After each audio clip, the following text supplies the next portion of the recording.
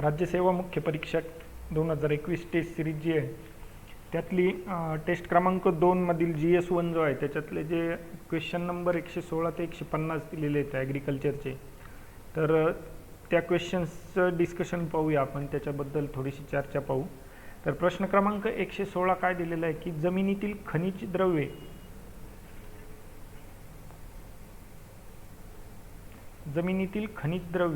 आणि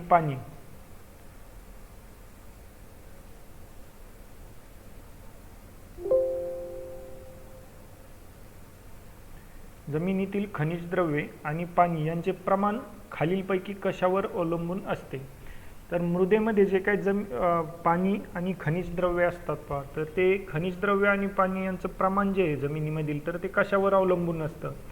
तर याच्यात ऑप्शनमध्ये काय पर्याय क्रमांक 1 यांत्रिक निबंधन, म्हणजे काय की मेकॅनिकल कॉम्पोजिशन, त्या जमिनीचं मृदेचं मेकॅनिकल कॉम्पोजिशन कसं आहे। त्यानंतर दुसरं काय आहे ऑर्गॅनिक मॅटर, सेंद्रिय पदार्थ आणि कलिलिकन किंवा कोलायडल पार्टिकल्स, आणि चौथा पर्याय काय वरीलपैकी सर्व। तर मृदेमध्ये असणारे खनिज द्रव्य आणि पाणी यांचं प्रमाण जे आहे तर ते वरील सर्व हा पर्याय याचा आन्सर काय आहे तर वरील सर्व, म्हणजे सेंद्रिय पदार्थ, कलिलिकन म्हणजेच कोलायडल पार्टिकल्स आणि यांत्रिक निबंधन म्हणजे मेकॅनिकल कॉम्पोजिशन, याच्यावर काय असतं खनिज द्रव्य आणि पाणी यांचं प्रमाण अवलंबून असतं। म्हणजे कसं सेंद्रिय पदार्थ जे आहेत, सेंद्रिय पदार्थाचं प्रमाण जेवढं जास्त असेल मृदेमध्ये तेवढं काय होतं तर ओलावा टिकून धरण्याची क्षमता त्याची काय होते जास्त होते। जसं ह्युमसने काय होतं की ह्युमसमध्ये जास्त ओलावा टिकून धरण्याची क्षमता असते। मग ह्युमस काय तर सेंद्रिय पदार्थाचे, कोणते सेंद्रिय पदार्थ कम्प्लिटली डिकम्पोज्ड, म्हणजे ज्याचं कम्प्लीट डिकम्पोजिशन झालेलं असतं, पूर्णपणे विघटन झालेले जे सेंद्रिय पदार्थ आहेत ते काय आहे ह्युमस। तर सेंद्रिय पदार्थामुळे काय होतं की खनिज द्रव्य आणि पाणी धरून ठेवण्याची जी क्षमता आहे मृदेची ती वाढते। त्यानंतर यांत्रिक निबंधन मेकॅनिकल कॉम्पोजिशन, तर मग सँड सिल्ट क्ले हे जे असतात जमिनीमध्ये तर त्यांचं प्रमाण कसं आहे, आणि म्हणजे मृदेचं स्ट्रक्चर आणि टेक्स्चर ह्या ज्या गोष्टी आहेत ह्या गोष्टींवरून काय केलं जातं तर त्याचे खनिज द्रव्य किंवा पाणी पकडून धरण्याची त्या मृदेची जी कॅपॅसिटी असते तर ती अवलंबून असते। आणि कलिलिकन कोलायडल पार्टिकल्स हे सुद्धा काय करतात मृदा आणि खनिज द्रव्यांचं प्रमाण याच्यावरून ठरतं। म्हणून काय पर्याय क्रमांक 4 जो आहे ऑप्शन नंबर 4 हे काय आपलं प्रश्न क्रमांक 116चं आन्सर आहे। त्याच्यानंतर पुढचं काय खालीलपैकी असत्य विधान निवडा। असत्य चुकीचं किंवा इनकरेक्ट स्टेटमेंट विचारलेलं आहे। Incorrect statement from the following, अग्निजन्य खडक व खनिजे यांपासून मिळणाऱ्या खनिज द्रव्यांना असेंद्रिय पदार्थ असे म्हणतात। आता असेंद्रिय पदार्थ इनऑर्गॅनिक मॅटर कशापासून, इग्नियस रॉक्स अँड मिनरल्स यांच्यापासून जे मिळतात ते काय येतं इनऑर्गॅनिक मॅटर आहे। ऑर्गॅनिक मॅटर कोणता तर जो लिव्हिंग थिंग्स किंवा प्लांट रेसिड्यूज असतात किंवा पिकाचे जे मुळं आहेत किंवा जे डेब्रिज म्हणतो आपण त्याला, तर यांच्यापासून जे बनलेलं असतं ते काय असतं ऑर्गॅनिक मॅटर असतो, त्या काय असतं सेंद्रिय पदार्थ असतात। त्यानंतर काय असेंद्रिय पदार्थांपासून कॅल्शियम, मॅग्नेशियम, क्लोरीन इत्यादी घटक पिकांना मिळतात। अजून काय मिळतं असेंद्रिय पदार्थांपासून तर सोडियम मिळतं पहा, सोडियम। त्यानंतर पालाश सुद्धा कशातून मिळतं असेंद्रिय पदार्थांपासून। त्यानंतर लोह, स्फुरद, गंधक हे कशापासून मिळतात सगळे तर हे असेंद्रिय पदार्थांपासून मिळतात। त्यानंतर पर्याय क्रमांक 3 काय आहे सेंद्रिय पदार्थांपासून पिकांना ऑक्सिजन मिळतो। तर जे पिकांना जो ऑक्सिजन मिळतो तर हा ऑक्सिजन कुठून मिळतो तर हे चुकीचं विधान आहे। सेंद्रिय पदार्थांपासून ऑक्सिजन जो मिळतो पिकाला तर तो कुठून मिळतो, एकतर तो हवेतून मिळतो किंवा पाण्यातून मिळतो, हवा किंवा पाणी ह्या दोनपैकी कुठून मिळतो ऑक्सिजन, या दोनपैकी एकामधून मिळतो। म्हणून काय हे जे विधान आहे पर्याय क्रमांक 3 हे काय असत्य विधान आहे। आणि तिसरं काय पाण्यामधून पिकांना हायड्रोजन मिळतो, तर हे बरोबर विधान आहे। हायड्रोजनचा जो सोर्स आहे पिकासाठी हायड्रोजन जो घेतला जातो पिकांकडून किंवा वनस्पतीकडून, तर त्याचा सोर्स एकमेव काय आहे, तर पाणी आहे. हवा हे जे आहे, हवेतून काय मिळतं, ऑक्सिजन मिळतो. अजून काय मिळतं, तर कार्बन डायऑक्साईड मिळतो. कार्बन डायऑक्साईड कशासाठी, प्रकाश संश्लेषण किंवा फोटोसिंथेसिससाठी काय होतं, हे मिळतं, हवेतून कार्बन डायऑक्साईड घेतला जातो. म्हणून पर्याय क्रमांक 3 काय आहे, प्रश्न क्रमांक 117चा आन्सर. त्यानंतर प्रश्न क्रमांक 118 काय आहे, खडकांचे रासायनिक गुणधर्म निश्चित असतात. खनिजे ही एक किंवा अनेक मूलद्रव्यांचे मिळून बनलेले असतात. प्लुटॉनिक खडक पृथ्वीच्या पृष्ठभागावर लावारस थंड झाल्यावर तयार होतो. आता वरीलपैकी योग्य विधान विचारलेले आहेत. पहिलं विधान काय आहे, खडकांचे रासायनिक गुणधर्म निश्चित असतात. म्हणजे आणि दुसरं काय, खनिजे ही एक किंवा अनेक मूलद्रव्यांचे मिळून बनलेले असतात. तर इथं काय, खडक जे आहेत, खडक आणि खनिजे,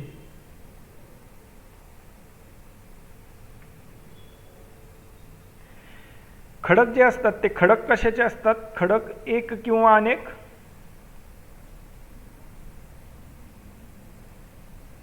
खनिजांपासून बनलेले असतात.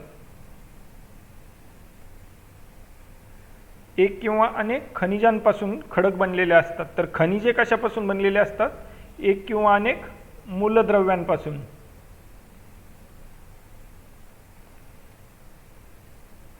त्यानंतर खडक जे येतं, खडकाचे गुणधर्म जे असतात पहा,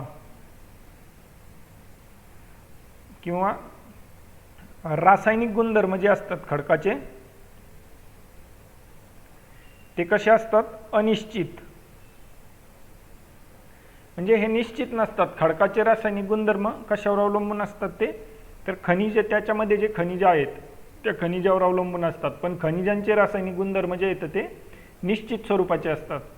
त्यानंतर पुढचा काय, जे खनिजे जे आहेत, खनिजाचे जे प्रकार आहे आणि ते खनिजे किती प्रमाणामध्ये त्या खडकामध्ये आहेत यानुसार काय होतं, खडकाचे गुणधर्म ठरलेले असतात. किंवा खडकाचे गुणधर्म कशावर अवलंबून असतात, तर त्या खडकामध्ये असलेले खनिजाचे प्रकार आणि त्यांचा प्रमाण. म्हणून इथं काय दिलेलं आहे, पहिलं वाक्य, खडकांचे रासायनिक गुणधर्म निश्चित असतात. तर ते काय असतात, निश्चित नसतात, ते अनिश्चित असतात. म्हणून विधान क्रमांक 1 आहे चूक विधान आहे. त्यानंतर काय, खनिजे ही एक किंवा अनेक मूलद्रव्यांचे मिळून बनलेले असतात. तर आपण पाहिलं, खनिजे, खडक कशाचे असतात, एक किंवा अनेक खनिजांपासून बनलेले. तर खनिजे कशापासून बनलेले असतात, एक किंवा अनेक मूलद्रव्यांचे. म्हणून विधान बी जे आहे ते काय, बरोबर विधान आहे. त्यानंतर प्लुटॉनिक खडक पृथ्वीच्या पृष्ठभागावर लावारस थंड झाल्यावर तयार होतो. तर प्लुटॉनिक खडक जो आहे, तर प्लुटॉनिक खडकाचं काय आहे, हा जो दिलेला आहे, तर हा पृष्ठभागावर तयार नाही होत. पृष्ठभागावर लावारस तयार झाल्यामुळे हा होत नाही आहे. तर कुठं होतो, प्लुटॉनिक खडक जो आहे पृष्ठभागाखाली, जमिनीच्या पृष्ठभागाखाली ज्या वेळेला लावारस थंड होतो, तर त्यावेळेस काय होतं, प्लुटॉनिक खडकाची निर्मिती होती. हे खडक कसे असतात, अतिशय कठीण खडक असतात. या खडकांचं उदाहरण काय आहे, आपल्या नेहमीच्या वापरातलं ग्रॅनाइट. ग्रॅनाइट हे काय आहे, प्लुटॉनिकचं उदाहरण आहे. आपल्याला इथं काय स्टेटमेंट दिलंय, प्लुटॉनिक खडक पृथ्वीच्या पृष्ठभागावर लावारस थंड झाल्यावर तयार होतो. पण हे विधान काय आहे, चुकीचं आहे. मग पृथ्वीच्या पृष्ठभागावर लावारस थंड झाल्यावर कुठला खडक तयार होतो, तर तो असतो व्होल्कॅनिक रॉक असतो. व्होल्कॅनिक जो असतो तो कुठं होतो, पृथ्वीच्या पृष्ठभागावर लावारस थंड झाल्यामुळे होतो. तर याचे एक्झाम्पल काय येतं, उदाहरणं, कॅल्साइट, झिओलाइट, त्यानंतर क्वार्ट्स जे आहे, हे जे काय हे आहेत उदाहरणं, हे कशाचे येतं, व्होल्कॅनिक खडकाचे. तर स्टेटमेंट काय आहे, स्टेटमेंट सी, प्लुटॉनिक खडक पृथ्वीच्या पृष्ठभागावर लावारस थंड झाल्यावर तयार होतो. तर तो काय आहे, हा प्लुटॉनिक खडक नसून हा कुठला खडक आहे, व्होल्कॅनिक खडक. आपल्याला योग्य विधान विचारले आहेत म्हणून विधान पर्याय क्रमांक 4 फक्त बी विधान हे काय आहे, बरोबर विधान आहे. त्यानंतर पुढचा प्रश्न काय, प्रश्न क्रमांक 19. डॅश डॅश या खनिजाचा उपयोग आम्ल जमिनी सुधारण्यासाठी होतो. ज्या आम्ल जमिनी इथं आम्ल जमिनीची सुधारणा करण्यासाठी किंवा आम्ल जमिनी सुधारण्यासाठी कोणता खडक वापरला जाऊ शकतो किंवा कशाचा वापर होतो. प्रश्न क्रमांक 119. जिप्सम जिप्समचा उपयोग काय होतो. जिप्सम दिलेलं आहे पहा एक. जिप्समचा उपयोग कशासाठी होतो तर चोपण जमिनी सुधारण्यासाठी होतो.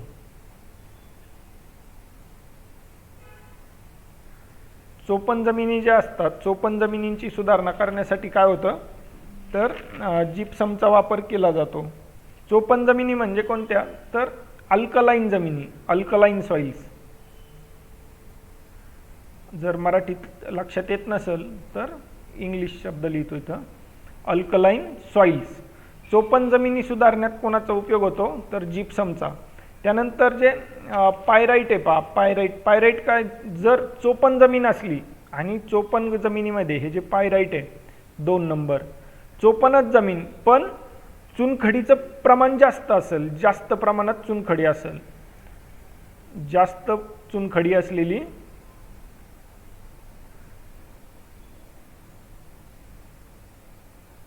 जास्त चुनखडी असलेली जी चोपण जमीन आहे तर हे काय असतं त्या सुधारण्यासाठी काय केलं जातं पायराईटचा वापर केला जातो.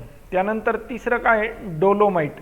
डोलोमाइट कशासाठी असतं तर आम्ल जमिनी सुधारण्यास त्याचा उपयोग होतो. आणि चौथा पर्याय काय, पर्याय क्रमांक 4 ॲपेटाईट. ॲपेटाईटचं काय होतं त्याचा उपयोग काय आहे, स्फुरद. ॲपेटाईटमुळं काय होतं मृदेमधलं जे स्फुरद आहे आणि कॅल्शियम आहे म्हणजे पोटॅशियम आणि कॅल्शियम याचं प्रमाण वाढवण्यासाठी फायदा कशाचा होतो ॲपेटाईटचा होतो. स्फुरद आणि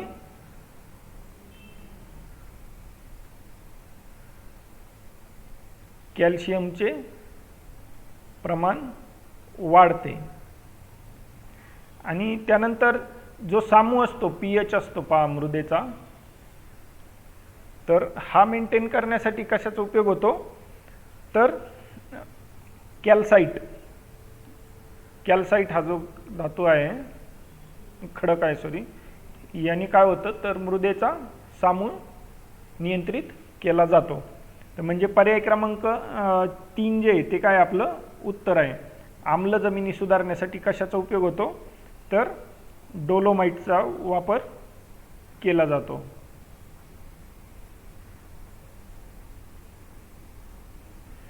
त्यानंतर पुढचा प्रश्न, प्रश्न क्रमांक 120.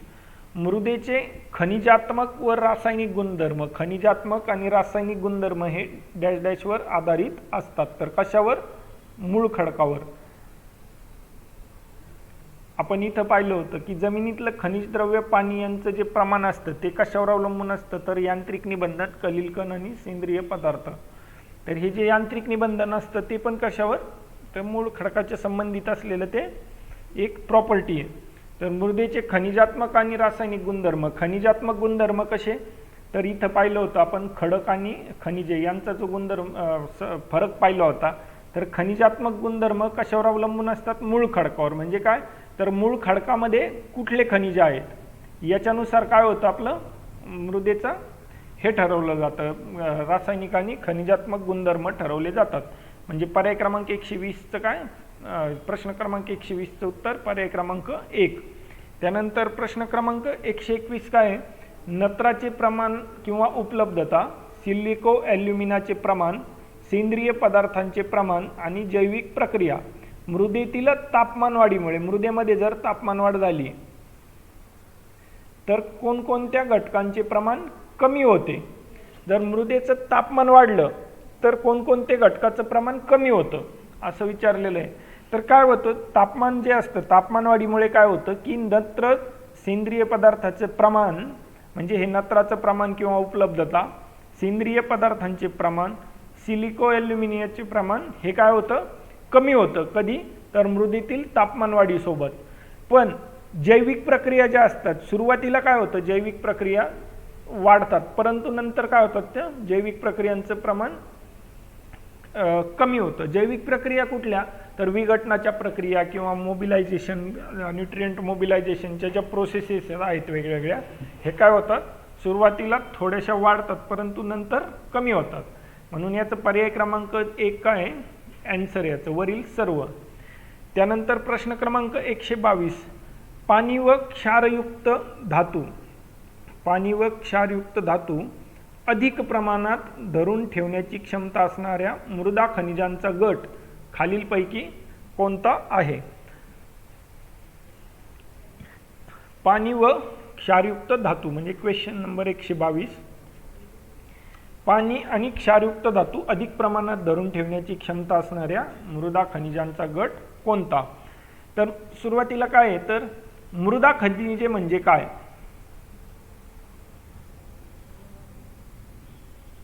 मृदा खनिजे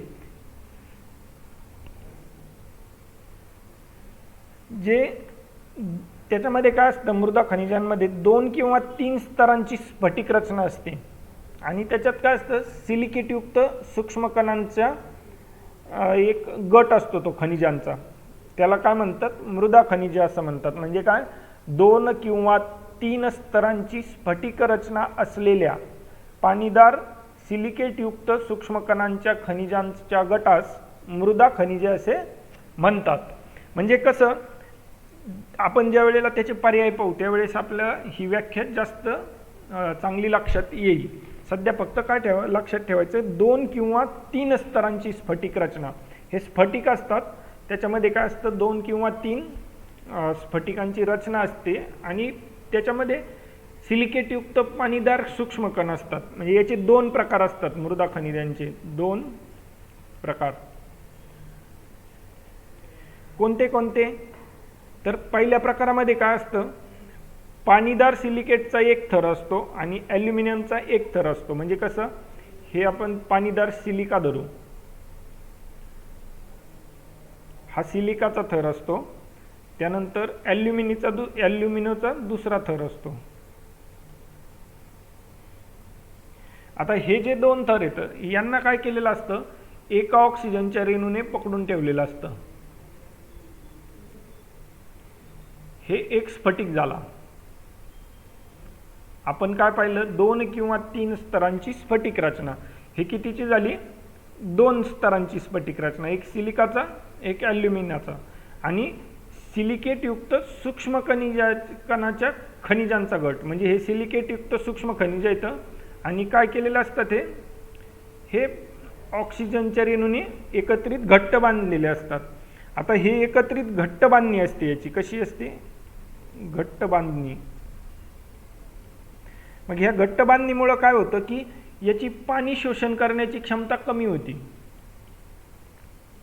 पाणी शोषण करण्याची क्षमता कमी. याचे उदाहरण काय येतं, केओलिनाइट,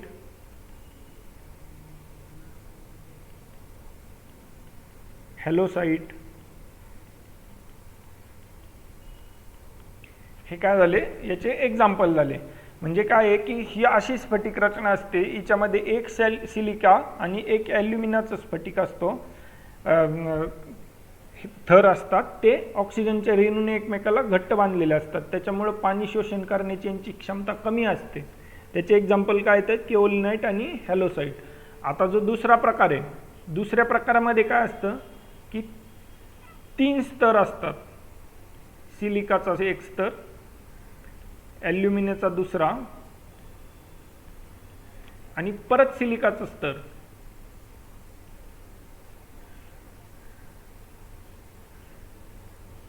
आणि या तिघांना काय केलेलं असतं, ऑक्सिजनच्या O2च्या रेणूने हे बांधलेले असतात.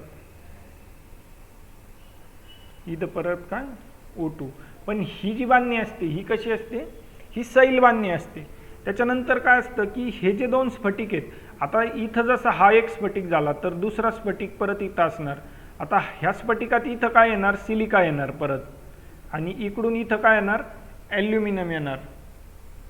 पण मध्ये जो असणार आहे तो काय असणार आहे, एक ऑक्सिजनचा रेणू असणार आहे. पण ही घट्ट बांधणी आहे, त्याच्यामुळे काय पाणी शोषण करण्याची कमी हे असणार त्याची. आता हा एक पूर्ण स्फटिक आहे 3 स्तरांचा, याला इथं कशाने बांधलेलं असतं तर प्रसरणशील ऑक्सिजन बंध असतो, ऑक्सिजन रेणूंचा बंध असतो. हा कसा असतो प्रसरणशील. मग होतं काय याच्यामध्ये की हा प्रसरणशील असल्यामुळं काय होतं तर जास्त पाणी पकडून ठेवू शकतो.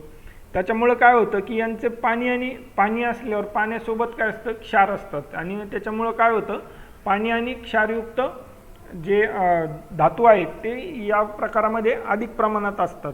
तर याची उदाहरणं काय आहेत, मॉन्टमोरिलोनाइट,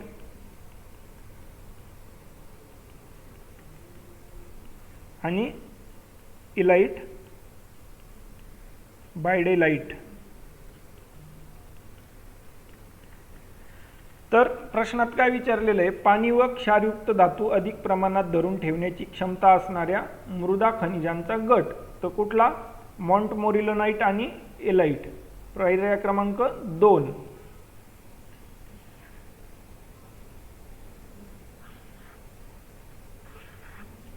त्यानंतर पुढचा प्रश्न काय, प्रश्न क्रमांक, आता लक्षात आलं असेल आपल्या की 2 किंवा 3 स्तरांची स्फटिक रचना असलेल्या पाणीदार सिलिकेटयुक्त, म्हणजे हे इथं 2 स्तर किंवा 3 स्तर यांची स्फटिक रचना असलेल्या पाणीदार सिलिकेटयुक्त सूक्ष्म कणांच्या खनिजांच्या गटास काय म्हणतात, मृदा खनिजे असं म्हणतात.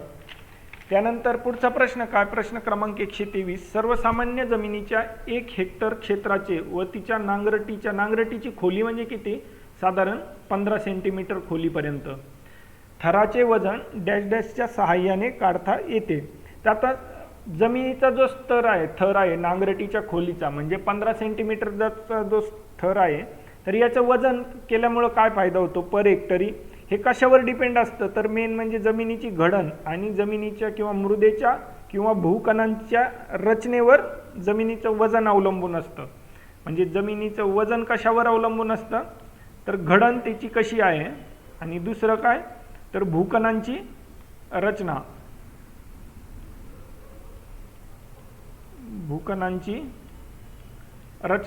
ह्या दोन्हीवर काय असतं वजन अवलंबून असतं. मग आता वजनाचं काय करायचं, जमिनीच्या वजनावरून काय केलं जातं तर हेक्टरी जमिनीला किती पाणी किंवा किती प्रमाणात पाणी द्यायचं, जैविक पदार्थ किती द्यायचे म्हणजे सेंद्रिय पदार्थ किंवा सेंद्रिय खतं किती टाकायचे, आणि खनिज द्रव्य किंवा पोषण द्रव्य किती आहेत जमिनीमध्ये, याचा अंदाज कशावरून येतो तर जमिनीच्या पर हेक्टर जे वजन केलं जातं मृदेचं त्या वजनावरून ह्या गोष्टींचा अंदाज येतो. कशाचा की दर हेक्टरी जमिनीमध्ये पाण्याचं प्रमाण किती आहे, जमिनीत जैविक पदार्थ किती आहेत किंवा जमिनीत पीक पोषण द्रव्य किंवा पीक खनिज द्रव्य किती आहेत याचा कशावरून अंदाज येतो तर वजनावरून. मग हे वजन कुठपर्यंत तर नांगरटीची खोली म्हणजे शेतकऱ्याच्या दृष्टीने किंवा शेतीच्या दृष्टीने महत्त्वाची खोली किती तर नांगरटीची खोली म्हणजे 15 सेंटीमीटर. तर ही 15 सेंटीमीटर काय तर पिकांची मुळं 15 सेंटीमीटरपर्यंत मॅक्झिमम असतात. म्हणून हे काय झालं की ही नांगरटीची खोली आहे तर ती शेतकऱ्याच्या दृष्टीने महत्त्वाची आणि शेतीच्या किंवा पीक घेण्याच्या दृष्टीने महत्त्वाची, आणि त्याच्यासाठीच महत्त्वाचे असलेले घटक कुठले तर पाणी, जैविक पदार्थ आणि खनिज द्रव्ये यांचं जे प्रमाण आहे ते कशावरून कळतं जमिनीच्या वजनावरून. आता हे वजन कशावर अवलंबून असतं, घडण कशी आहे मृदेची आणि मृदेच्या भूकणांची रचना कशी आहे याच्यावरून. मग हे वजन काढायचं कसं तर जी पार्टिकल डेन्सिटी असते, पार्टिकल डेन्सिटी ऑफ सॉइल किती असते, पार्टिकल डेन्सिटी किंवा खरी घनता किती असते जमिनीची तर 2.65 ग्रॅम पर सेंटीमीटर क्यूब. हे काय झाली जमिनीची खरी घनता झाली किंवा पार्टिकल डेन्सिटी झाली. हिच्यावरून काय केलं जातं की वजन काढलं जातं कशाचं मृदेचं कुठपर्यंत तर नांगरटीच्या खोलीपर्यंत. म्हणून याचं आन्सर काय पर्याय क्रमांक 1. तर हे जे वजन आहे सुमारे किती असतं पहा याचं वजन 2.24 गुणिले 10 लाख किलोग्रॅम एवढं काय असतं 1 हेक्टर जमिनीमधलं नांगरटीच्या खोलीपर्यंतच्या मृदेचं वजन असतं. म्हणजेच किती आहे हे 22,40,000 किलोग्रॅम, सॉरी हां 22,40,000 किलोग्रॅम एवढं काय असतं जमिनीमधील नांगरटीच्या खोलीपर्यंतच्या मृदेचं वजन असतं. त्यानंतर पुढचा प्रश्न काय आहे, प्रश्न क्रमांक 124, मातीच्या पोयटा कणांचा आकार. कशाचा? पोयटा कणांचा आकार म्हणजेच काय, सिल्ट पार्टिकलचा आकार डॅश डॅश mm एवढा असतो. तर जे कणाचा आकार आहे किंवा आकारमान आहे, व्यास त्याचा किती mm आहे, त्यावरून काय केलेलं आहे की मृदेच्या कणांचे प्रकार केलेले असतात. तर कणाचा आकार आणि त्याचं आकारमान म्हणजेच आकारमान कुठलं, तर कणाचा व्यास mm मध्ये, ज्याला कोर्स सँड म्हणतो, जाड वाळू. आपण मराठी इंग्लिश दोन्ही पण वर्डमध्ये घेऊ इथं, कारण हे थोडंसं समजायला सोपं जाईल. कोर्स सँड किंवा जाड वाळू आहे, त्यांचा व्यास किती असतो, 0.2 to 2.0 mm एवढा काय असतो त्याचा व्यास असतो, आकारमान असतं. त्यानंतर जी बारीक वाळू आहे, बारीक वाळू त्यालाच काय म्हणतात, फाईन सँड इंग्लिशमध्ये. याचं किती आहे, 0.02 to 0.2. त्यानंतर पोयट्यालाच इंग्लिशमध्ये काय म्हणतात, सिल्ट पार्टिकल्स. याची किती असते, 0.002 to 0.02 एवढा mm एवढा व्यास असतो. आणि नंतर काय, तर चिकणमाती, ज्याला इंग्लिशमध्ये काय म्हणतात, क्ले पार्टिकल्स. क्ले पार्टिकल्सची किती असते, लेस दॅन 0.002. आपल्याला विचारलंय काय, पोयटा कणांचा आकार विचारलाय. पोयटा कणांचा किती आहे, 0.002 to 0.02 म्हणजे पर्याय क्रमांक 3. आता इथं दिलेलं आहे किती, 0.2 to 2.0. हा कशाचा आहे, जाड वाळू किंवा कोर्स सँडचा असतो. 0.02 to 0.2 किती कशाचा आहे, हा फाईन सँडचा. आणि लेस दॅन 0.002 कशाचा आहे, तर क्लेचा. त्यानंतर पुढचा प्रश्न काय आहे, प्रश्न क्रमांक 125 मध्ये काय विचारलंय, आम्लविम्लतेचे प्रमाण 8.5 पेक्षा कमी असते. त्यानंतर काय, विद्युत वाहकता 4 डेसिसायमन पर मीटर पेक्षा जास्त असते. आणि मुक्त सोडियमचे प्रमाण किती असतं, 15 पेक्षा कमी. तर हे जे लक्षणं दिलेले आहेत, याच्यावरून काय विचारलंय, जमिनीचा किंवा मृदेचा प्रकार विचारलाय.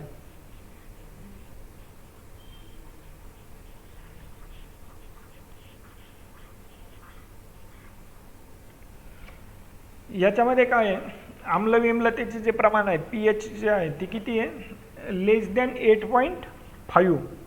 त्यानंतर हे विचारलेलं आहे, सांगितलं विद्युत वाहकता किती आहे, 4 डेसिसायमन पर मीटर पेक्षा जास्त. आणि मुक्त सोडियमचं प्रमाण 15 पेक्षा कमी. तर मग याच्यावरून जे जमिनीचे प्रकार दिलेले आहेत, तर त्याच्यामध्ये काय येईल याचं आन्सर, क्षारयुक्त मृदा. नंतर काय, चोपन मृदा दिलेली. क्षारयुक्त मृदा म्हणजे कोणती, तर सलाईन इंग्लिशमध्ये. आणि चोपन मृदा म्हणजे अल्कलाईन. आता अल्कलाईन मृदेमध्ये काय असतं, तर जे pH व्हॅल्यू असते, जे आम्लविम्लतेचं प्रमाण जे आहे ते मोर दॅन 8.5 असतं. त्यानंतर त्याची जी विद्युत वाहकता आहे, तर ती विद्युत वाहकता किती असते, लेस दॅन 4 एवढी असते. आणि मुक्त सोडियमचं प्रमाण किती असतं, मोर दॅन 15. तसंच क्षारयुक्त विम्ल मृदा ज्या आहेत, सलाईन अल्कलाईन सॉईल, तर याचं किती असतं, सलाईन अल्कलाईन सॉईलचं क्षारयुक्त हे जे असेल त्याचं आम्लविम्लतेचे जे प्रमाण आहे ते किती असतं, लेस दॅन 15.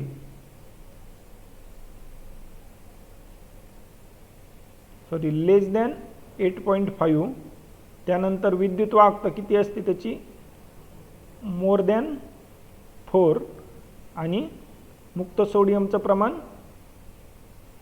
लेस दॅन 15. हे काय असतं, त्याचं प्रमाण असतं. आता ज्या क्षारयुक्त जमिनी येतात, क्षारयुक्त जमिनी कशामुळे तयार होतात, तर pH व्हॅल्यू 8 पॉईंटपेक्षा कमी, विद्युत वाहकता 4 dC/m/पेक्षा जास्त आणि मुक्त सोडियमचं प्रमाण 15 पेक्षा कमी ज्या वेळेला असेल त्या अशा सॉईलला काय म्हणतात, क्षारयुक्त किंवा सलाईन सॉईल असं म्हणतात.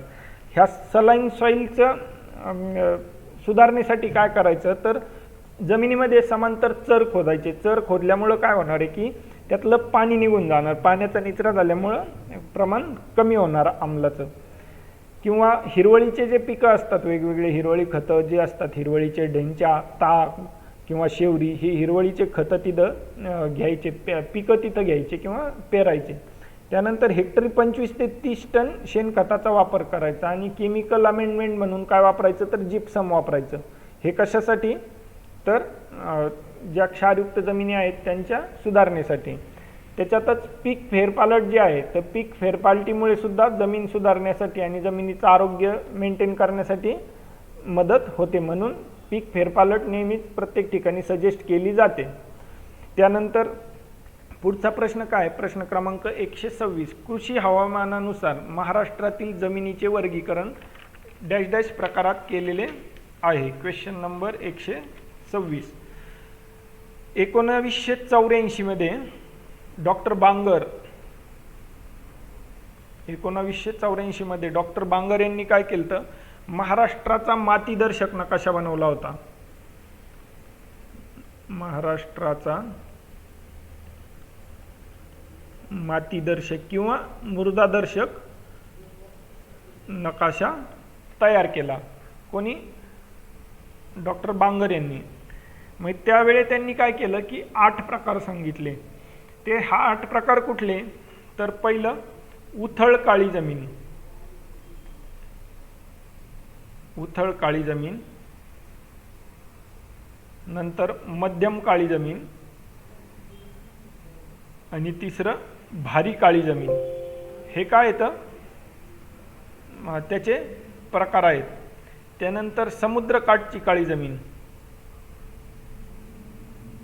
समुद्रकाठची काळी जमीन किंवा तिला काय म्हणतात, कोस्टल ॲल्युव्हियल सॉईल म्हणतात.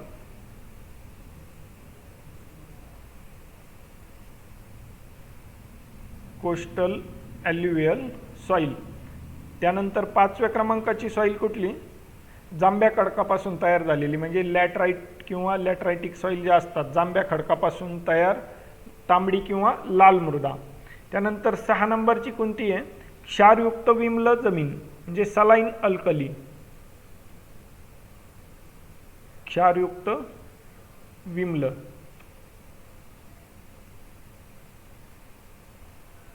क्षारयुक्त विम्ल जमिनीमध्ये काय असतं, म्हणजेच कोणत्या, तर सलाईन अल्कली सॉईल. त्यानंतर कुठल्या, एकत्रित लाल काळी,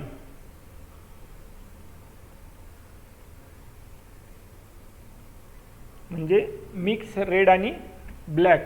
त्यानंतर लाल गाळाची व पिवळी जमीन.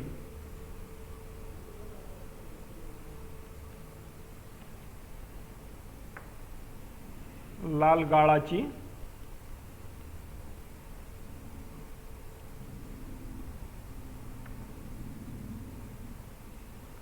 व पिवळी जमीन. हे काय येतं, हे 8 प्रकार आहेत.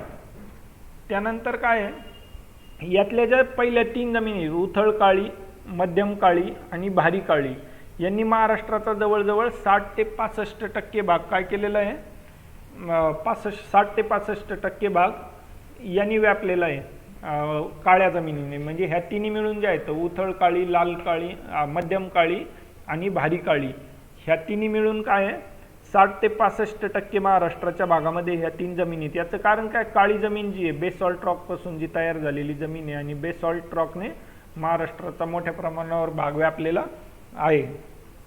त्यानंतर पुढचं काय प्रश्न, म्हणजे याचं काय पर्याय क्रमांक 2 जे आहे ते आपलं काय आन्सर आहे. म्हणजे एकूण किती इथं 8 प्रकार आहेत.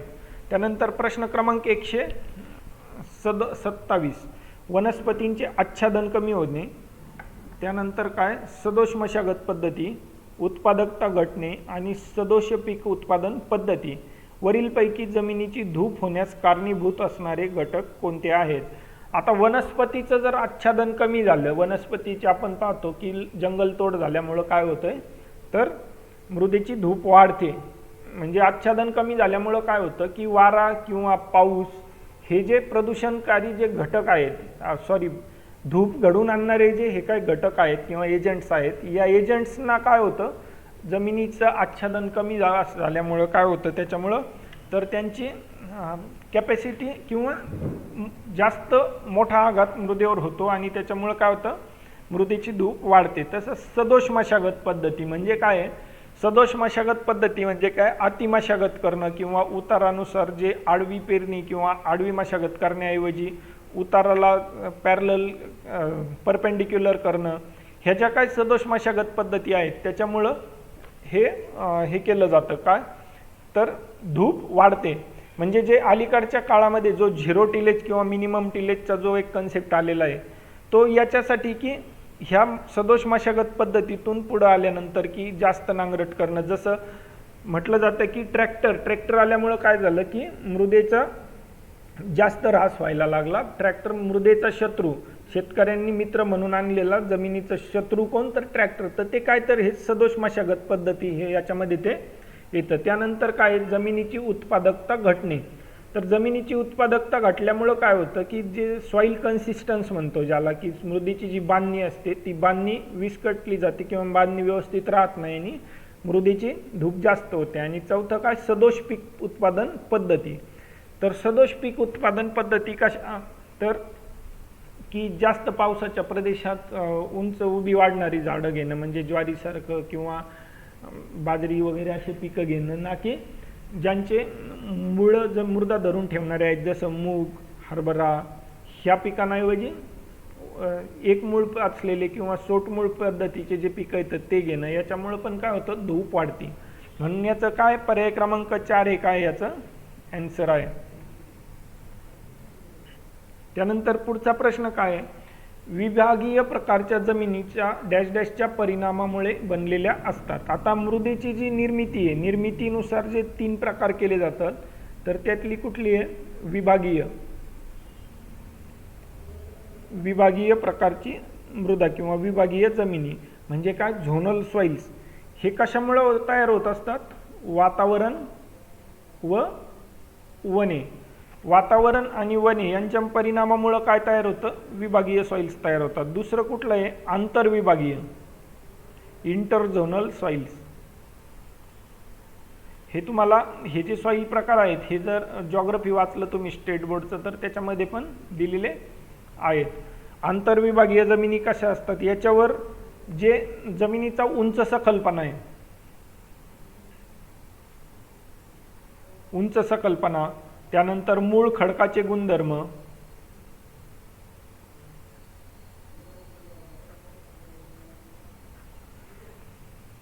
त्यानंतर निचऱ्याची क्षमता जी आहे, पाण्याचा निचरा होण्याची जी क्षमता आहे, यांचा परिणाम याच्यावर काय असतो, जास्त असतो. आणि याच्यामध्ये विविध स्तर बनलेले असतात या मृदेमध्ये, जे सॉईल प्रोफाईल म्हणतो आपण, जे मृदेचं स्तरीकरण आहे, मूळ खडकापासून ओ हॉरिझॉनपर्यंत, ऑर्गॅनिक हॉरिझॉनपर्यंत जे असतात, तर अशी विविध स्तर आंतरविभागीय मृदेमध्ये बनलेले असतात. पण आता कसं, निचऱ्याची क्षमता जी आहे आपण त्याचा जर विचार केला किंवा उंच सखलपणा, तर मग उंच सखलपणा जो आहे तर उंच सखलपणाचं काय असतं की सखल भाग असला, निचऱ्याची क्षमता कमी असेल तर काय होतं, तिथं दलदलीय किंवा भूजलीय जमिनी तयार होतात किंवा जांभ्या जमिनी असतात किंवा चोपण खारवट जमिनी असतात. हे काय आंतरविभागीय जमिनीचे उदाहरण आहेत. त्यानंतर तिसरं काय आहे, अविभागीय जमिनी.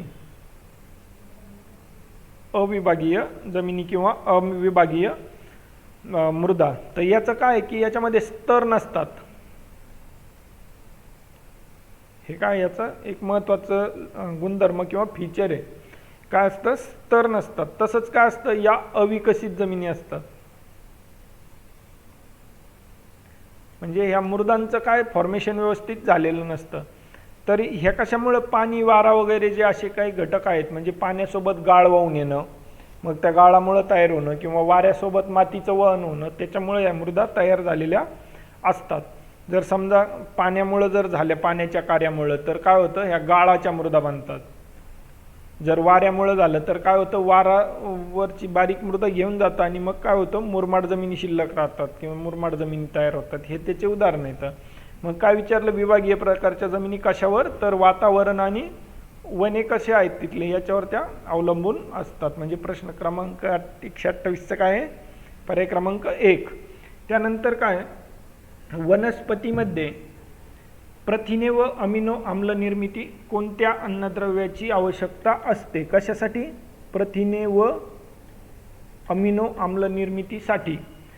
प्रथिनांच्या आणि अमिनो आम्लाच्या. आता पालाश दिलेलं आहे. पालाश काय करतं पहा, झाडाची साल किंवा जाड किंवा मजबूत करण्याचं काम काय करतं, पालाश करतं. तसंच रोग असेल किंवा वेगवेगळ्या किडी असतील, थंडी असेल, याच्यापासून प्रतिकारक शक्ती तयार करण्याचं काम कोण करतं, पालाश करतं. त्यानंतर वनस्पतीचे किंवा पिकाचे खोडं बळकट करणं, त्याच्या बिया जोमदार तजेलदार बनवणं. त्यानंतर लिंबूवर्गीय फळं जर असली किंवा द्राक्ष असले तर त्याच्यामध्ये ॲस्कॉर्बिक आम्ल वाढवायचं काम कोण करतं, तर हे पालाश करतं. पालाशमुळं काय होतं, पाणी टंचाई ज्या वेळेस असेल, पाणी टंचाईच्या काळात पिकाला तग धरण्यासाठी मदत पालाशकडून केली जाते. त्यानंतर दुसरं काय तर स्फुरद. स्फुरद विशेषतः कशामध्ये असतं, तर पेशी विभाजन कार्य. पेशी विभाजनामध्ये स्फुरदाचा रोल महत्त्वाचा असतो. मग याच्यामुळे काय होतं की तसंच पिकाला भक्कमपणा येतो आणि त्याची जोमदार वाढ होते. कारण काय होतं, पेशी विभाजन वाढतं. पेशी विभाजन वाढल्यामुळं काय होणार, त्याचे वाढ होते. त्यामुळं काय होतं, जोमदार वाढ होते त्याची आणि त्याला भक्कमपणा येतो. तसंच काय होतं, फलधारण क्षमता वाढण्यासाठी पण काय काम करतं, तर स्फुरद काम करतं. त्यानंतर कॅल्शियम काय करतं, कॅल्शियमचं काम काय आहे, तर पेशींची वाढ, विभाजन आणि बळकटी हे तिन्ही कार्य कशामुळं होतात, तर कॅल्शियममुळं. तसंच काय होतं, पेशी मुळांची जलद वाढ होते आणि मुळांवरच्या ज्या गाठी असतात त्या गाठींची चांगली वाढ होते. गाठी कशाच्या, तर याच्यामुळं काय होतं, नत्र स्थिरीकरण होतं. नायट्रोजनचं स्थिरीकरण त्या गाठींमध्ये होतं. त्याच्यामुळं काय होतं, नत्राचं प्रमाण वाढवलं जातं.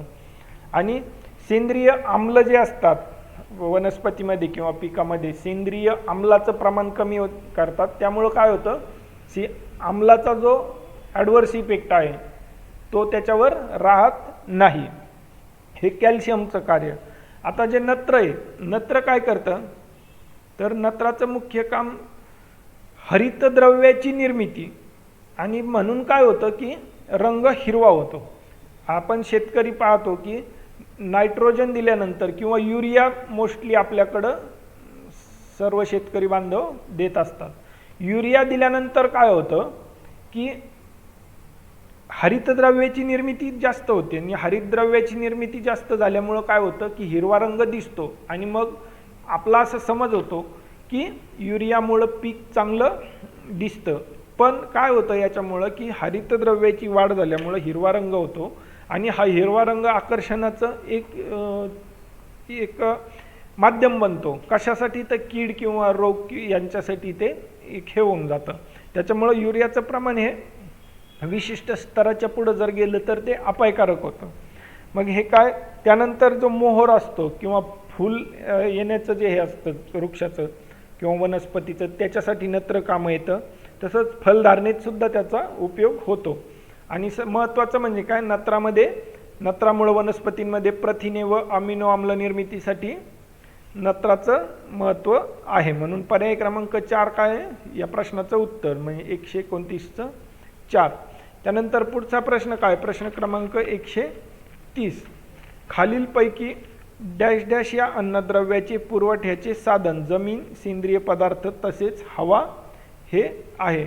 म्हणजे जमीन, सेंद्रिय पदार्थ आणि हवा ह्या तिन्हींमधूनही काय मिळतं वनस्पतींना, तर जे महत्त्वाचे काही न्यूट्रिएंट्स आहेत मृदेत वनस्पतींना आवश्यक असलेले, तर त्याचं थोडंसं, जर कार्बन असेल तर कार्बन कशातून मिळतो, आपण मगाशीच पाहिलं एका प्रश्नात, तर तो हवेपासून मिळतो. त्यानंतर ऑक्सिजनचा स्रोत काय आहे,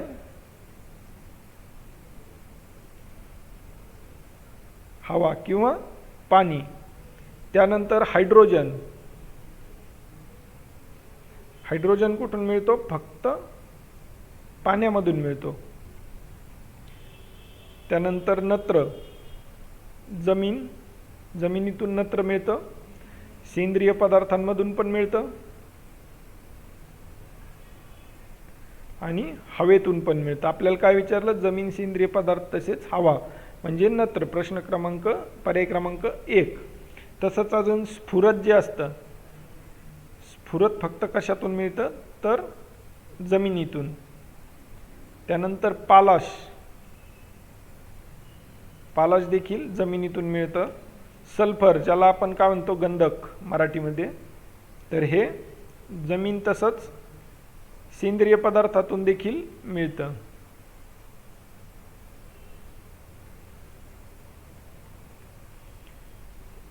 त्यानंतर कॅल्शियम कुठून मिळतं?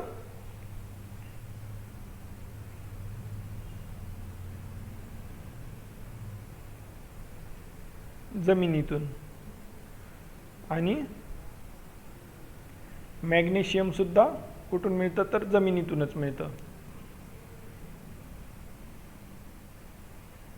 Question number 130.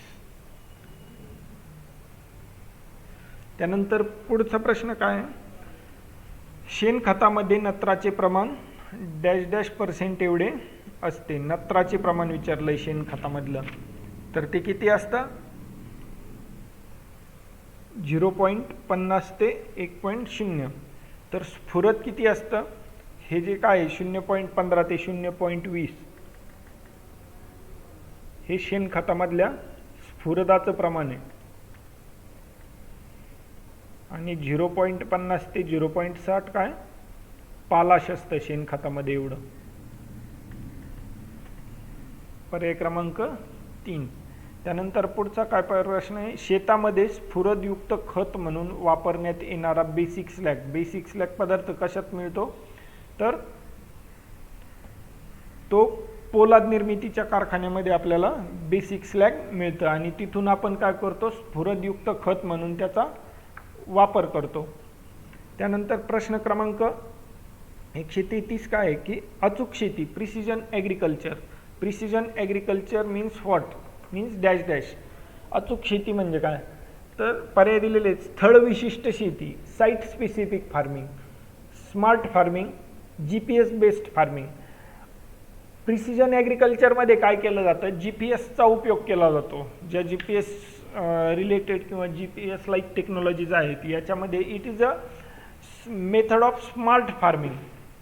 याच्यामध्ये काय केलं जातं की GPS बेस्ड फार्मिंग जी आहे, GPSचा वापर करून स्पेसिफिकली एखाद्या साईटचं मॅनेजमेंट केलं जातं. कशासाठी? तर इन्सेक्ट पेस्ट अटॅक किंवा फर्टिलायझर ॲप्लिकेशन, वॉटर ॲप्लिकेशन आणि ज्या काय म्हणून शेतीमधले जे प्रोसेसेस आहेत, प्रक्रिया आहेत, त्यांच्यासाठी GPSचा उपयोग केला जातो.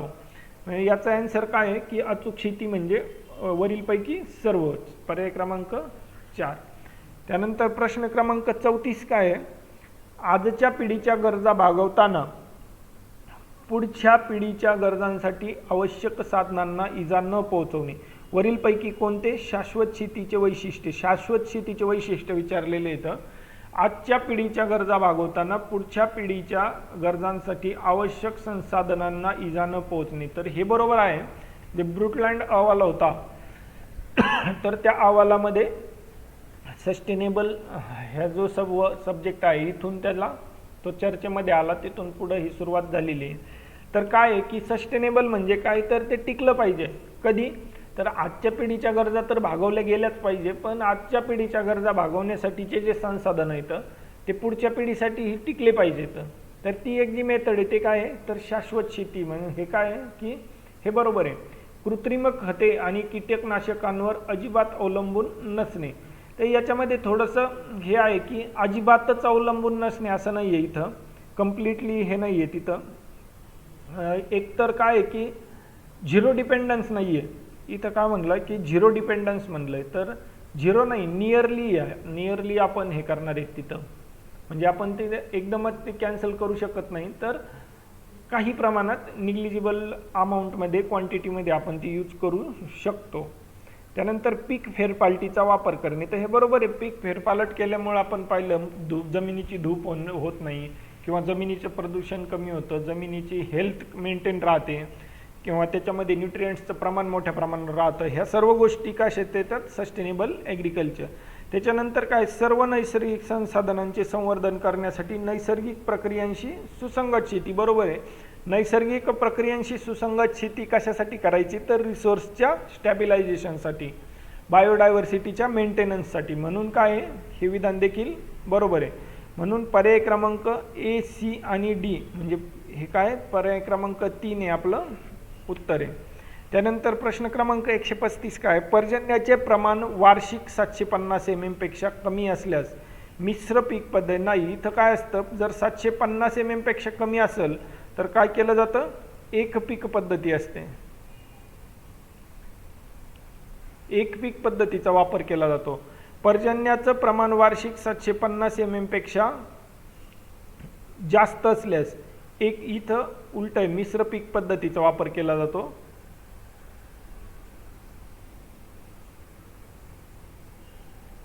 आणि पर्जन्याचं प्रमाण वार्षिक 750 mm पेक्षा अधिक आणि सिंचनाच्या सुविधा उपलब्ध असल्यास बहुपीक पद्धतीचा वापर करावा. आहे बरोबर आहे. तर ज्या वेगवेगळ्या क्रॉपिंग सिस्टीम्स येतात, ज्या एरियानुसार, रेनफॉलनुसार किंवा याच्यानुसार जे केलेले आहेत, तर यांचं काय केलेलं आहे?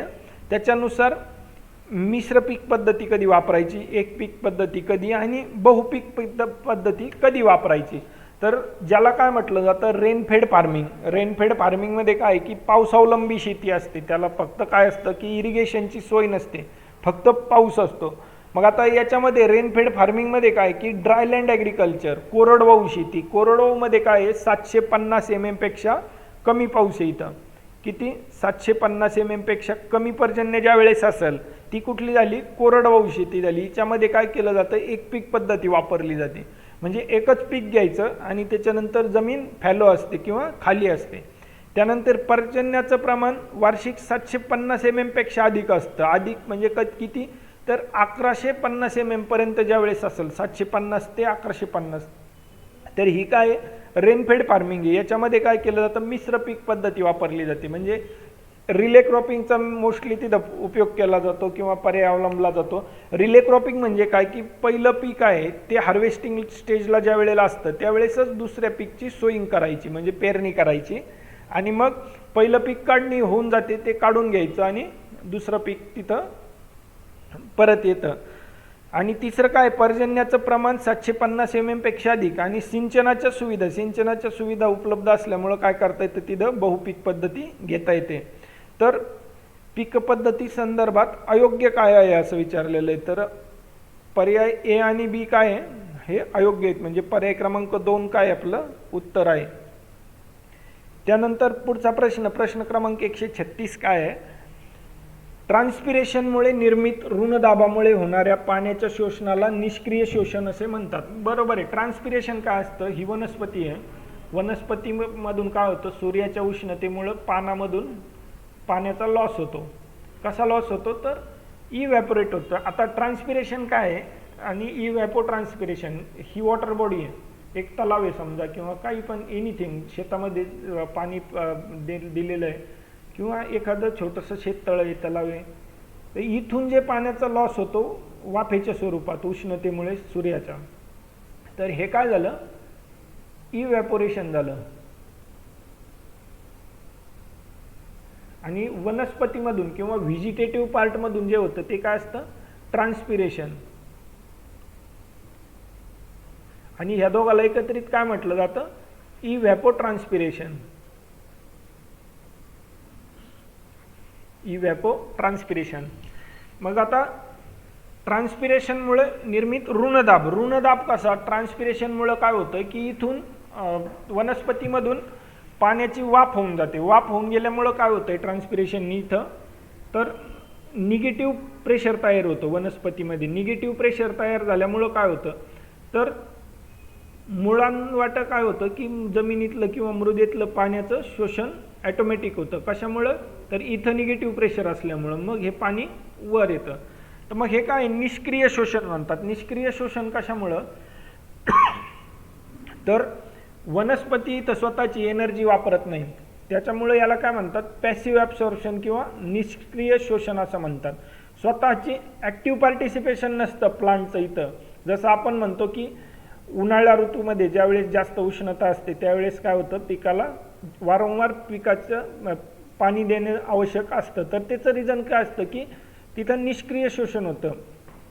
विदाऊट प्लांट्स ॲक्टिव्ह पार्टिसिपेशन ट्रान्सपिरेशनमुळं काय होतं, पाणी कमी होतं आणि सेल सॅपमधलं पाणी कमी झाल्यामुळं तिथं एक निगेटिव्ह प्रेशर तयार होतं आणि मग हा जो प्रेशर पूल तयार होतो, हा प्रेशर पूल काय करतो, मुळांवाटं पाणीचं शोषण केलं जातं. त्याच्यामुळं हे जे काय आहे हे बरोबर विधान आहे. त्यानंतर ऊर्जेचा वापर करून वनस्पतीच्या मुळाकडून होणाऱ्या पाण्याच्या शोषणाला सक्रिय शोषण म्हणतात. बरोबर आहे, इथं ॲक्टिव्ह ॲब्सॉर्प्शन असतं, इथं प्लांटचं ॲक्टिव्ह पार्टिसिपेशन असतं आणि तिथं काय केलं जातं, ऊर्जा वापरली जाते. त्यानंतर वातावरणातून वनस्पतींच्या आर्द्रता शोषण करण्याच्या क्रियेला ऋण ट्रान्सपिरेशन असं म्हणतात. काय म्हणतात त्याला, निगेटिव्ह ॲब्सॉर्प्शन म्हणतात. तर हे सुद्धा विधान काय आहे, बरोबर आहे. आपल्याला विचारलेलं आहे तर बरोबर विधान आहे. तर पर्याय क्रमांक 4 काय याचा आन्सर आहे, वरीलपैकी सर्व. त्यानंतर क्वेश्चन नंबर 137, भारतातील सरासरी पर्जन्यमान डॅश डॅश एवढे आहे. तर भारतातलं पर्जन्यमान विचारलेलं आहे. आता हे जे दिलेलं आहे हे काय, दशलक्ष हेक्टर मीटरमध्ये विचारलेलं आहे. दशलक्ष हेक्टर मीटर. आपल्याकडं आपण जनरली काय करतो की रेनफॉलमध्ये किंवा मिलीमीटरमध्ये सरासरी पर्जन्यमान पाहतो. पण आता हे कसं आहे, आपल्याला माहिती की किती आहे, 1194 मिलीमीटर एवढं काय आहे आपल्याकडं पाऊस पडतो भारतामध्ये. आणि जो साऊथ वेस्ट मान्सून आहे तर ह्या मान्सूनपासून जवळजवळ 75% पाऊस जून ते सप्टेंबर या महिन्यामध्ये पडत असतो.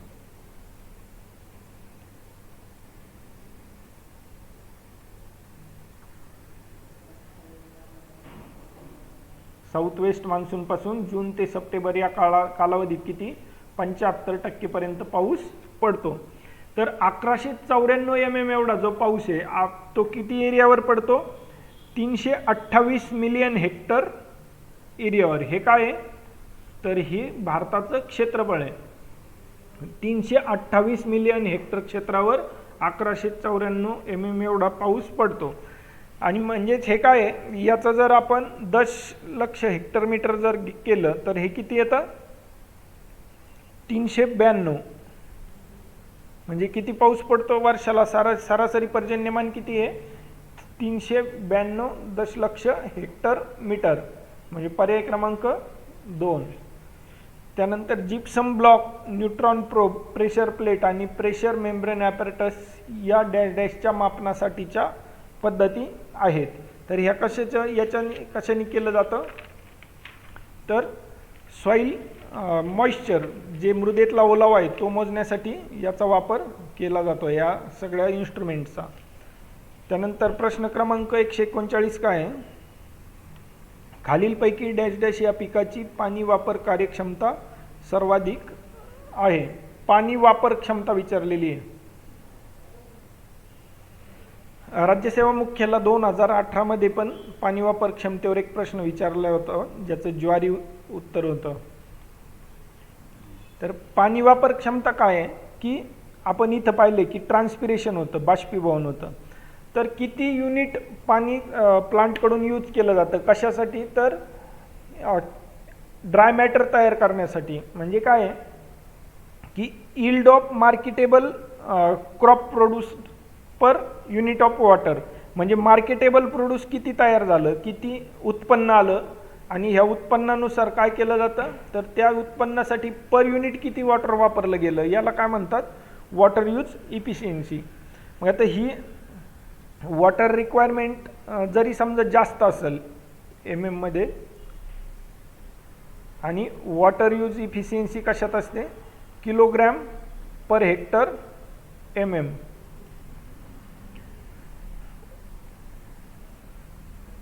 जे तांदूळ पीक आहे, तांदूळाची वॉटर रिक्वायरमेंट जरी 2000 असली तरी त्याची इफिशियन्सी फक्त 3 आहे. काय आहे, तर त्याच्या कंपॅरिझनमध्ये त्याचं प्रोडक्शन तेवढं नसतं. त्यानंतर काय की ज्वारीची वॉटर रिक्वायरमेंट 500 mmच आहे. त्याच्यामुळं काय होतं, त्याची जवळजवळ 9 एवढी वॉटर यूज इफिशियन्सी आहे. त्यानंतर बाजरी, ते इथं दिलेलं आहे. ज्वारीची किती पाहिली आपण 9. त्यानंतर जी मका आहे, मक्याची किती असते वॉटर यूज इफिशियन्सी, तर 8 असते. त्यानंतर जे भुईमुग आहे, भुईमुगाची 9.2 असते. आणि गव्हाची वॉटर यूज इफिशियन्सी जास्त असते, किती 12.6. आणि याचा पर्याय क्रमांक 4 आहे काय उत्तर आहे.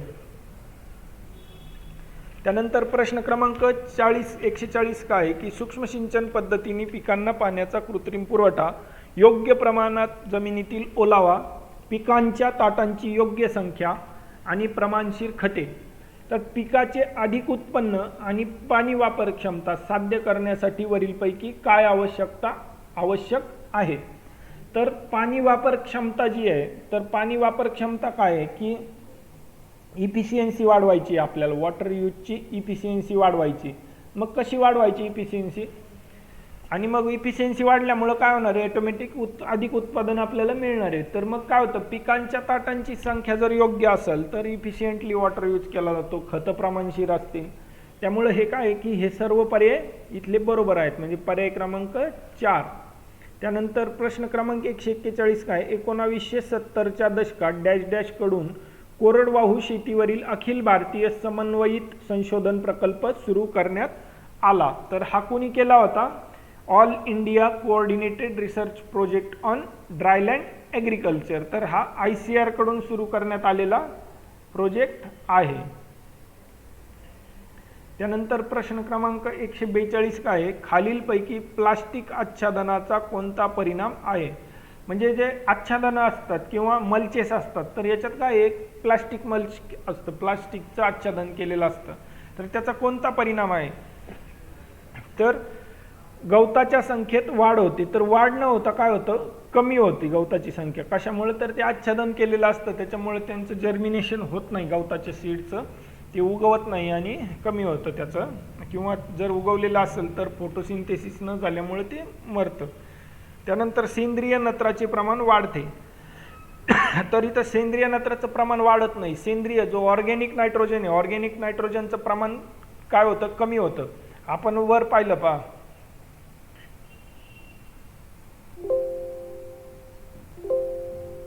प्रश्न क्रमांक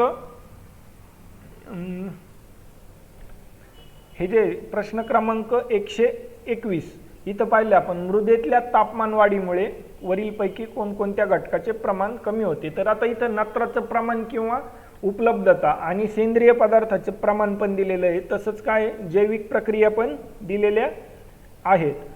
तर काय होतं की उष्णता वाढल्यामुळं काय होणार आहे, प्लास्टिक आच्छादनामुळं काय होतंय की मृदेचं तापमान वाढतं. हे पहा इथं पर्याय दिलेला आहे, मृदेचे तापमान वाढते. कोणता परिणाम आहे, तर हे उत्तर बरोबर आहे. मृदेचं तापमान वाढल्यामुळं काय होतं, आपण पाहिलं की सेंद्रिय पदार्थ नत्राचं प्रमाण कमी होणार.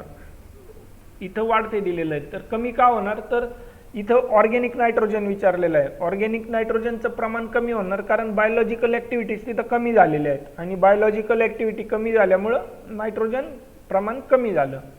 म्हणून पर्याय क्रमांक 3 काय याचं ॲन्सर आहे. त्यानंतर प्रश्न क्रमांक 143 काय आहे, मृदेची धूप डॅश डॅशवर अवलंबून आहे. पावसाची तीव्रता, पिकाचा प्रकार, जमिनीचा उतार आणि वरील सर्व. तर 4 पर्याय क्रमांक 4 याचा ॲन्सर आहे. तर आता पावसाची तीव्रता कशी, जर हाय इंटेन्सिटी ऑफ रेनफॉल असेल तर काय होतं, इरोजन जास्त होतं. आपण पाहिलं पावसामुळे होणारे इरोजनचे जे प्रकार आहेत, स्प्लॅश इरोजन म्हणजे उसळी प्रकारचं इरोजन. पाण्याचा थेंब ज्या वेळेस पडतो तर मृदा काय होते, अशी पाण्याचा थेंब पडल्यानंतर डिटॅच होते एकमेकापासून, मृदेचे कण डिटॅच होतात आणि ते नंतर काय होतं, स्प्लॅश इरोजन नंतर शीट इरोजन असतं. शीट इरोजनमध्ये काय होतं, मृदेवर असं पाण्याचा एक पातळ थर तयार होतो आणि हा काय करतो, फ्लोला सुरुवात करतो. मग याच्यामुळं काय होतं की मृदा वाहायला सुरुवात होते. मग हळूहळू रील इरोजन, मग छोटीशी गळई पडते, त्याच्यानंतर मग मोठ्या गळ्या एकत्र येतात आणि अशा प्रकारे मोठ्या प्रमाणावर धूप वाढत जाते. त्यामुळं काय तीव्रता जास्त असल्यावर हे सगळं घडून येतं. जमिनीचा उतार, आता हे जनरल आहे की जास्त उतार असला तर पाण्याचा वेग वाढणार, पाण्याचा वेग वाढल्यामुळे त्याची मृदेला कॅरिंग कॅपॅसिटी वाढणार आणि कॅरिंग कॅपॅसिटी वाढल्यामुळे काय होणार, मृदेची जास्त धूप होणार. तसंच पिकाचा प्रकार, जर तंतुमय प्रकारचे मुळं असलेले पिकं जर असतील तर ते मृदेला जास्त घट्ट धरून ठेवतात, त्याच्यामुळं काय होतं तर कमी धूप होते. म्हणून हे काय आहे की मृदेची धूप ह्या तिन्हीवर पण अवलंबून असते, म्हणजे वरील सर्व याचा ॲन्सर आहे. त्यानंतर प्रश्न क्रमांक 144 काय आहे, ऊस पैदास संस्था शुगरकेन ब्रीडिंग इन्स्टिट्यूट खालीलपैकी कोणत्या ठिकाणी आहे? तर ही कोइंबतूरला आहे, कोइंबतूर तामिळनाडू. कोइंबतूरला कशामुळे आहे शुगरकेन ब्रीडिंग इन्स्टिट्यूट, तर जे खालचं इक्वेटरच्या जवळचा तो त्यातली त्यात भाग आहे आणि जिथं जास्त ह्युमिडिटी असेल, आता ब्रीडिंग म्हटल्यावर जे आपल्याकडं केलं जातं तर ते व्हिजिटेटिव्ह ग्रोथ असते. आपण व्हिजिटेटिव्हली रिप्रोड्यूस करतो ऊस, म्हणजे पहिलाच मोठा ऊस असतो त्याच ऊसापासून आपण नवीन ऊस लावतो, it's type of vegetative growth. पण ब्रीडिंग इन्स्टिट्यूट जे असतात किंवा ज्या वेळेला ब्रीडिंग केलं जातं तर तिथं आपल्याला सीड पाहिजेत किंवा फ्लावर्स पाहिजेत. त्याच्यामध्ये काय केलं जाणार आपल्याला मग करता येऊ शकतं की त्याचं इंटरब्रीडिंग किंवा इनब्रीडिंग वगैरे करता येऊ शकतं. आज आपण अलीकडं पाहिलं आहे की मोस्टली यावर्षी जर कुणी ग्रामीण भागात पाहिलेलं असेल तर गावाकडं किंवा शेतात भरपूर असे ऊस आहेत की ज्यांना तुरे आलेले आहेत, फुलं आलेले आहेत, ते त्याला फुल म्हणतात, ते फुल असतं ते त्याला तुरे म्हणतात ग्रामीण भागात. तर त्याचं कारणच ते की जास्त ह्युमिडिटी, पावसाचं यावर्षीचं जास्त प्रमाण, एकच एक व्हरायटी शेतकऱ्यांनी लावणं, हे जे काय अशा अनेक गोष्टींचे एकत्रित परिणाम तिथं आलेले आहेत. तर तामिळनाडू जे आहे, तामिळनाडू शुगरकेन प्रोड्युसिंग स्टेट आहे, जास्त प्रमाणात शुगरकेनचं प्रोडक्शन केलं जातं. तर हे काय आहे की तिथली जी ह्युमिडिटी किंवा तिथलं जे वातावरण आहे त्याच्यामुळे तिथं ऊसाला फुलं येतात आणि तिथं ब्रीडिंग केलं जातं. तर हे ऊस पैदास संस्था कुठं आहे, कोइंबतूर तामिळनाडूला आहे. त्यानंतर पाडेगावला काय आहे, सेंट्रल शुगर रिसर्च इन्स्टिट्यूट जे आहे ते पाडेगावला आहे महाराष्ट्रामध्ये. त्याच्यानंतर लखनौमध्ये national research centre for Indian institute of sugarcane research लखनौला आहे. पाडेगावला काय आहे, सेंट्रल शुगरकेन रिसर्च इन्स्टिट्यूट, तर लखनौला Indian institute of sugarcane research आणि कोइंबतूरला शुगरकेन ब्रीडिंग इन्स्टिट्यूट. आणि मांजरीला काय आहे, मांजरीला माहिती आहे सगळं आपल्याला की national research centre for grapes, हे मांजरीला आहे. पुढचं काय प्रश्न क्रमांक 145, दोन समान अवस्थांमधील आकर्षणास डॅश डॅश असे म्हणतात. तर याला काय म्हणतात, कोइजन म्हणतात त्याला.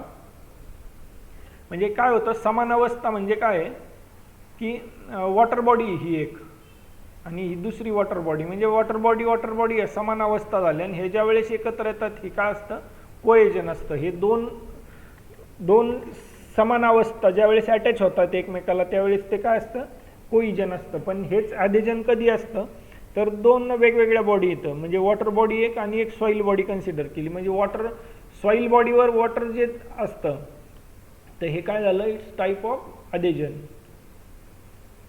इथं काय विचारलंय, समान अवस्थांमधील आकर्षण म्हणजे काय, कोइजन, पर्याय क्रमांक 2. त्यानंतर प्रश्न क्रमांक 146 काय आहे, उपग्रहाच्या माध्यमातून पृथ्वी पृष्ठावरील एखाद्या वस्तूच्या स्थानाची अचूक माहिती देणारी यंत्रणा म्हणजे कुठली यंत्रणा आहे ती, तर GPS यंत्रणा. त्यानंतर आभासी रंग प्रतिमांमध्ये लाल रंग डॅश डॅश या रंगात दिसतो, तर तो हिरव्या रंगात दिसतो. म्हणजे ही प्रतिमा जी आहे आभासी प्रतिमा, क्वेश्चन 147, म्हणजे वर्ण किंवा रंग कुठला आहे आणि तो आभासी प्रतिमेत कसा दिसतो. जर ॲक्च्युअलमध्ये हिरवा रंग असेल तर तो प्रतिमेमध्ये कसा दिसतो, निळा दिसतो. तसंच जर ॲक्च्युअलमधला लाल रंग असेल तर तो कसा दिसतो, प्रतिमेवर हिरवा दिसतो. आणि जर परावर्तित अवरक्त प्रकारचा जर रंग असला ॲक्च्युअलमध्ये तर तो इथं कसा दिसणार आहे, आभासी प्रतिमेत लाल दिसणार आहे. तर विचारलं काय की आभासी रंग प्रतिमेमध्ये लाल रंग कोणत्या रंगात दिसतो, तर लाल रंग कशात दिसतो, हिरव्या रंगात दिसतो. तोच हिरवा रंग कशात दिसतो, निळ्या रंगात दिसतो. त्यानंतर काय, 900 मीटर उंची असलेल्या प्रदेशाचे समुद्र सपाटीपासूनचे 3300 मीटर उंचीवरून 12 सेंटीमीटर नाभिय लांबी असलेल्या कॅमेऱ्याने चित्रण केले तर चित्राचे प्रमाण म्हणजे स्केल विचारलंय. स्केलचा फॉर्म्युला काय आहे? Scale is equal to F divided by H minus H. आता इथं एफ काय आहे? नाभिय लांबी आहे.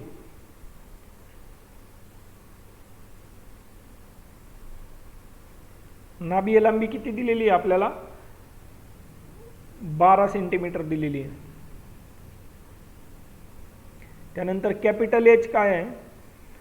समुद्र सपाटीपासूनची उंची आहे.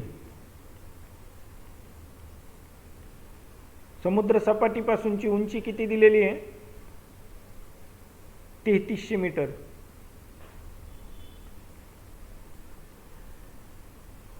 आणि स्मॉल एच काय आहे?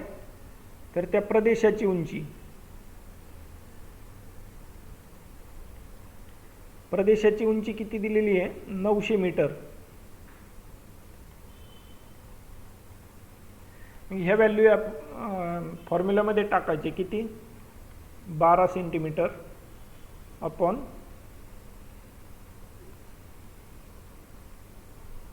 3300 वजा 900 मीटर.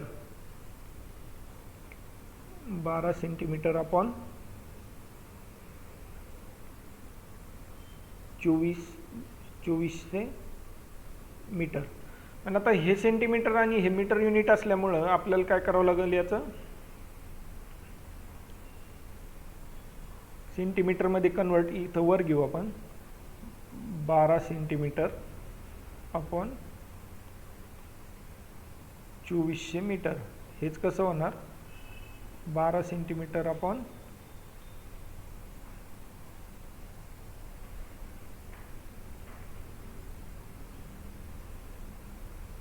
हे झालं सेंटीमीटर. आणि मग